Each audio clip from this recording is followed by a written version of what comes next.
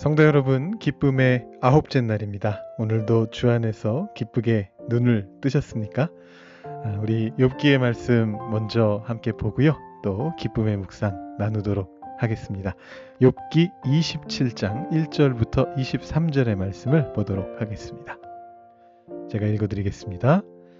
욥이 또 풍자하여 이르되 나의 정당함을 물리치신 하나님, 나의 영혼을 괴롭게 하신 전능자의 사심을 두고 맹세하노니 나의 호흡이 아직 내 손에 완전히 있고 하나님의 숨결이 아직도 내 코에 있느니라. 결코 내 입술이 불의를 말하지 아니하며 내 혀가 거짓을 말하지 아니하리라. 나는 결코 너희를 옳다하지 아니하겠고 내가 죽기 전에는 나의 온전함을 버리지 아니할 것이라. 내가 내 공의를 굳게 잡고 놓지 아니하리니 내 마음이 나의 생애를 비웃지 아니하리라. 나의 원수는 악인같이 되고 일어나 나를 치는 자는 불의한 자같이 되기를 원하노라. 불경건한 자가 이익을 얻었으나 하나님이 그의 영혼을 거두실 때에는 무슨 희망이 있으랴. 환난이 그에게 닥칠 때에 하나님이 어찌 그의 부르짖음을 들으시랴. 그가 어찌 전능자를 기뻐하겠느냐. 항상 하나님께 부르짖겠느냐. 하나님의 솜씨를 내가 너희에게 가르칠 것이요 전능자에게 있는 것을 내가 숨기지 아니하리라. 너희가 다 이것을 보았거늘 어찌하여 그토록 무익한 사람이 되었는고. 악인이 하나님께 얻을 분깃, 포학자가 전능자에게서 받을 산업은 이것이라.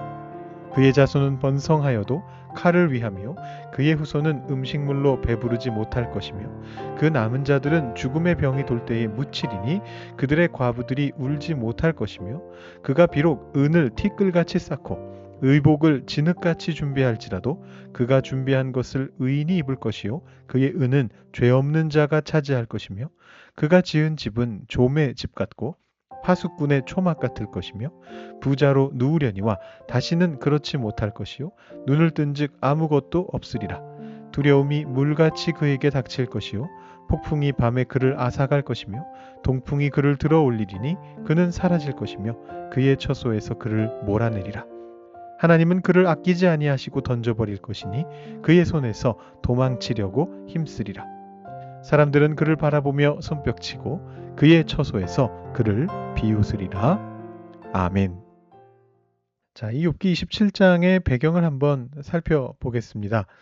욥의 새 친구들과의 대화 세 번의 사이클이 이제 거의 끝나가고 있는데요.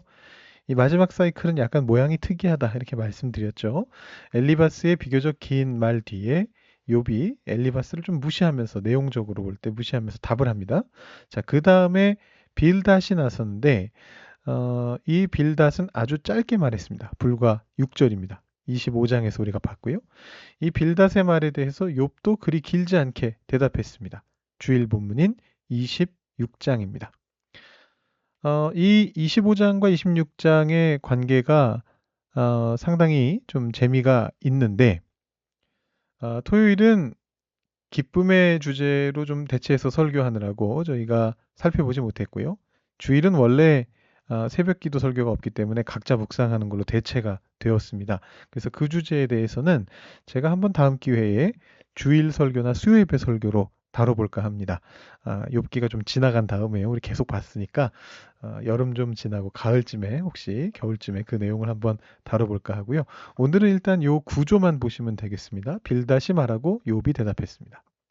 자, 그러면 이제 그 다음에 뭐가 나와야 되냐 하면 마지막으로 소발의 말이 나와야 되는데 소발의 말이 안 나오고 오늘 말씀 첫 절을 보시면 27장 1절 말씀을 보시면 욥이 또 풍자하여 이르되 이렇게 나옵니다. 질문이 생기죠. 왜 다시 욥이 말하지? 그리고 욥이 풍자하며 말했다는 건 무슨 뜻이지? 이렇게 생각이 듭니다. 근데 여러분 이 질문이 한 번 더 생깁니다. 29장으로 두 장 더 넘어가 보시면 이게 수요일 본문인데요. 1절에 또 이렇게 나옵니다. 욥이 풍자하여 이르되. 그러니까 소발의 말이 기대되는 자리에 욥의 말이 있는 거고요. 그게 27장, 28장이죠. 욥의 말 자체는 총 3번으로 나뉘어져서 제일 짧은 26장, 중간 길이의 27, 28장, 그리고 가장 긴 29장에서 31장, 3장짜리 여태까지 욥이 했던 말 중에 가장 긴 내용이 이 3장짜리 내용입니다. 이렇게 기록이 되고 있는 겁니다. 욥이 이르되, 욥이 또 이르되, 욥이 또 이르되 이렇게 되어 있죠. 자, 이것을 해석하는 두 가지 방법이 있습니다. 첫 번째는 제가 몇 번에 걸쳐서 운을 띄웠던 것처럼 이게 욥기가 전해지는 과정에서 사본에서 이게 조금 섞인 것이 아닐까, 혹은 원래 소발의 말이었던 어떤 부분이 욥의 말로 이렇게 흡수가 된 게 아닐까, 이렇게 이제 해석을 하는 거죠.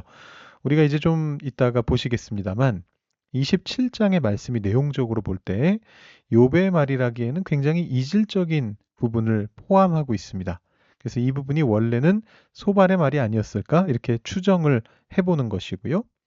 두 번째 해석 방법은 제가 지난주 금요일인가 한번 소개를 해드렸는데, 빌닷의 이 마지막 25장 말씀이 굉장히 짧다는 데서부터 유추해서 새 친구들의 지혜가 이제 세 번째 사이클까지 들어오고 나니까 한계에 부딪히고 있다, 그걸 묘사하는 것이다, 이렇게 해석하는 거죠. 그래서 엘리바스는 그나마 가장 연륜 있는 사람이라 세 번째에도 길게 말했지만, 빌닷은 짧게 말하고, 그리고 가장 젊은 것으로 혹은 가장 좀 감정이 앞서는 사람으로 추정되는 이 소발이라고 하는 사람은 아예 할 말이 없어진 게 아니겠느냐, 이렇게 이해를 하는 것입니다. 사실 욥의 세 번의 말이 끝나고 나면 엘리후가 등장하는데, 바로 그 첫 절에 32장에 보시면 욥의 세 친구들이 더 이상 할 말이 없어서 말을 그쳤다, 이런 이제 표현이 나옵니다. 1절에 그 세 사람이 말을 그쳤다. 또 5절에 보시면 엘리후가 이 세 사람의 입에 더 이상 할 말이 없는 걸 보고 화를 냈다, 이런 표현들이 32장에 나오고 있습니다. 그래서 이 두 번째 해석도 이 욥기의 구조를 통해서 볼 때 상당히 가능성이 있어 보입니다. 그리고 사실은 두 해석을 합치는 것도 가능합니다. 소발이 딱히 할 말이 없었고, 그래서 욥이 과거 소발이나 다른 두 친구들이 했던 말을 좀 인용하면서 여기에서 반박하고 있다, 뭐 이렇게 봐도 사실 좋은 해석이 되는 것 같습니다. 뭐 지금까지 말씀드린 것 중에 실제로 어느 게 정확히 맞느냐, 뭐 이건 우리가 찾을 수는 없는데요. 결론적으로 말하자면 우선 욥의 말이 좀 비정상적으로 길다. 그리고 그 중에 27장에서 특히 몇몇 절들은 욥의 말이라기보다는 누가 봐도 전통적인 지혜, 욥의 세 친구들의 의견을 묘사하고 있다. 그 말이 소발의 말일 수도 있겠고, 아니면 욥이 그들의 입장을 인용하는 것일 수도 있겠다. 이 정도로 정리해 볼 수가 있겠습니다. 배경 설명이 좀 길어졌네요, 너무. 근데 이제 이게 27장을 이해하는데 너무 필수적인 부분이라 조금 더 설명을 드렸고요. 자, 아무튼 그래서 지금 성경의 표현 그대로 한다면 이제 욥의 두 번째 말이 시작되고 있는 것인데, 이 두 번째 말이 28장에서 끝납니다.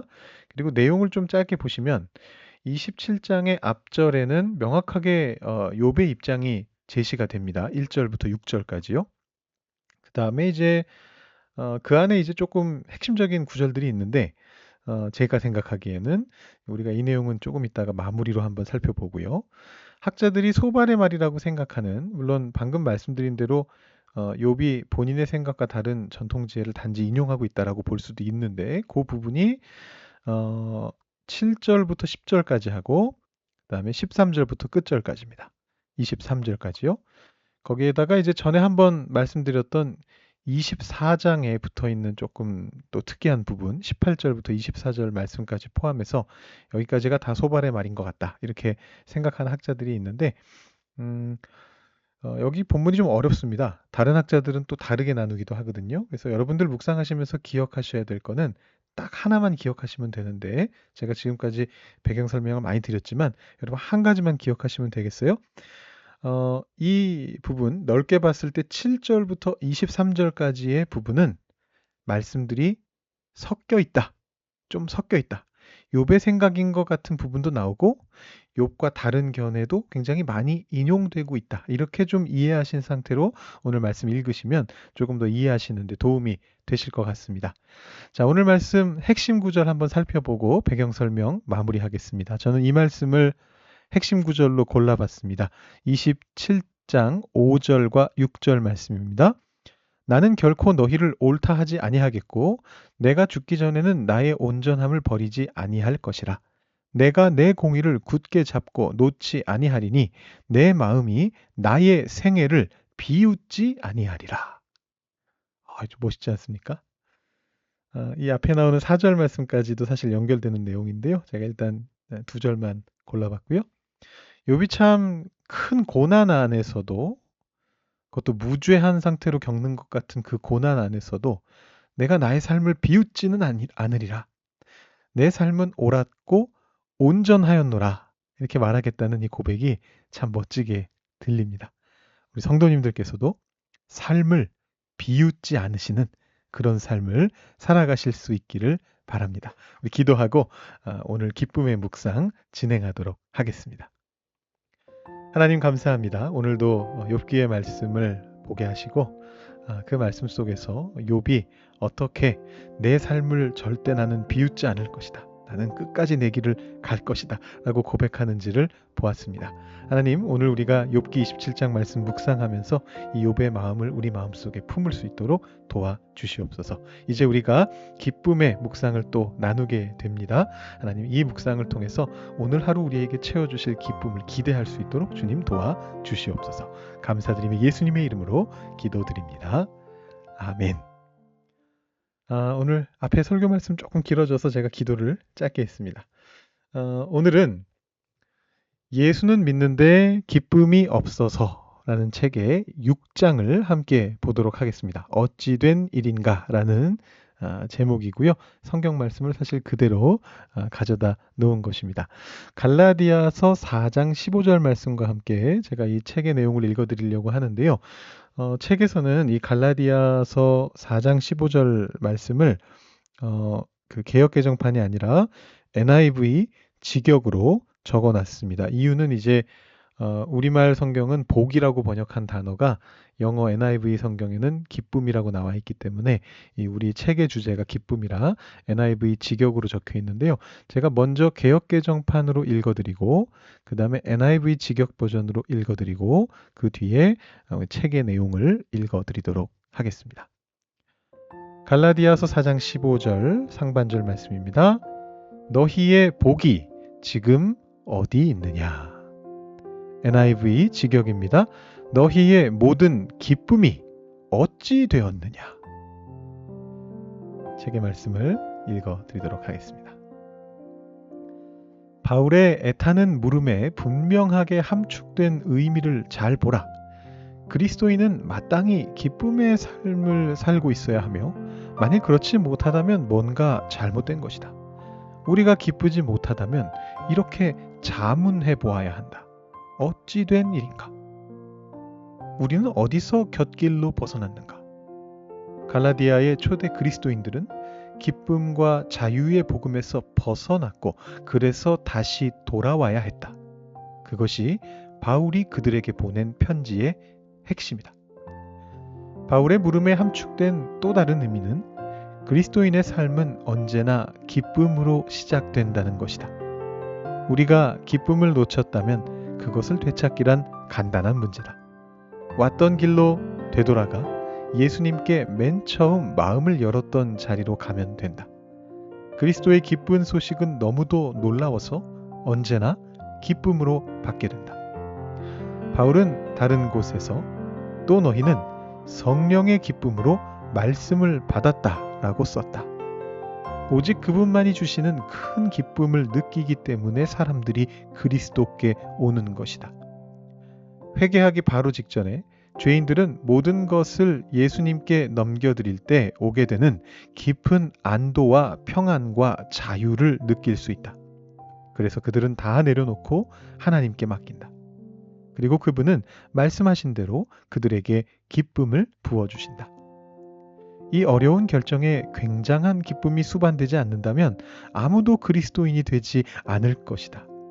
물론 기질과 형편에 따라 어떤 이들에게는 회심의 기쁨이 더 지적으로 보일 수도 있고 어떤 이들에게는 더 감정적일 수도 있다.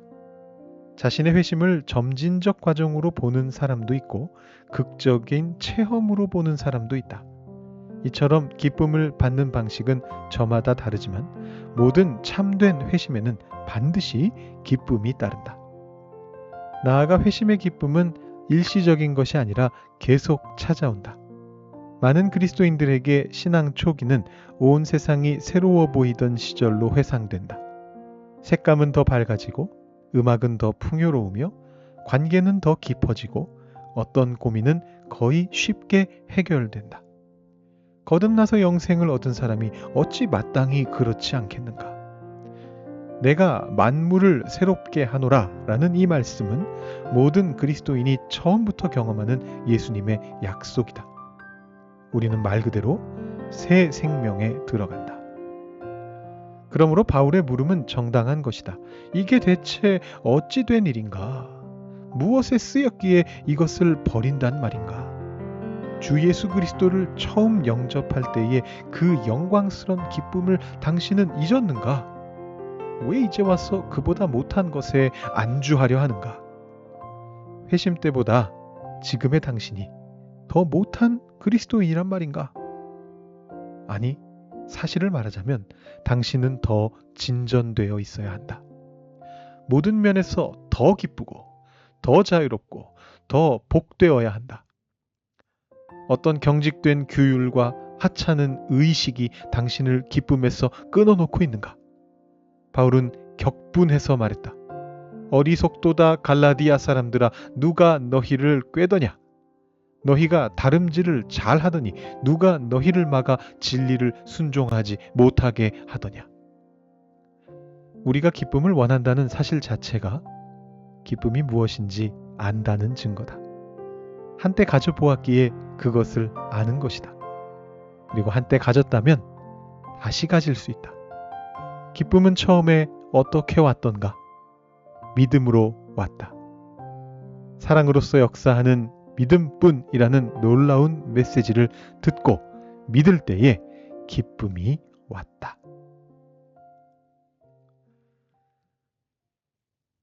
오늘은 욥기 배경 설명이 길어졌어요. 또 그리고 오늘 내용 자체가 이해가 어려운 부분이 아니어서 제가 굳이 부연하지 않아도 될 것 같습니다. 코멘트를 아주 짧게 간단히 한 문장으로 오늘 방금 들려드린 이 내용을 요약만 해드리고 여러분들께서 묵상하실 수 있도록 여러분들께 시간을 드리도록 하겠습니다. 저는 오늘 이 내용을 이렇게 한번 요약해 봤습니다. 첫사랑의 기억, 처음 회심했을 때의 감격, 그 기쁨을 놓치지 않으시는 여러분들이 다 되시기를 바랍니다. 여러분 계속해서 묵상하신 후에 오늘 새벽 기도 시간 마치시기 바랍니다.